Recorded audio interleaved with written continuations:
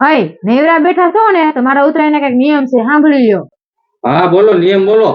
ઉત્તરાયણ ને વાસી ઉત્તરાયણ બે દિવસે સવારે વેલા ઉઠીને નાઈ ધોઈને વેલું ફ્રી થઈ જવાનું છે.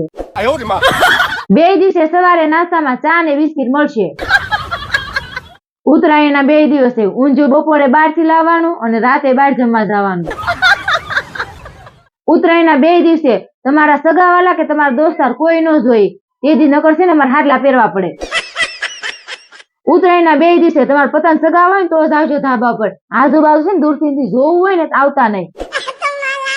ઉત્તરાયણ ના 2 દિવસે છે ને ફિરકી લાઈ કરવાનું જ નહીં. અમારે પતંગ સગાવાનું હોય, લાડવા લાઈને સિક્કી લાઈને એવું કઈ કરવાનું નહીં. ખાવું હોય તો હાથે લઈ આવવાનું.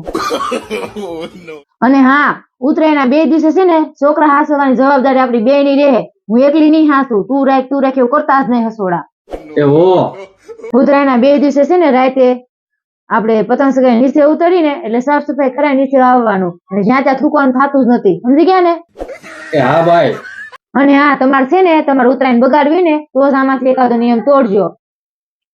અને હા, તમે બધા આમાંથી એક નિયમ બાકી રહેતો હોય ને તો જણાવજો કોમેન્ટમાં.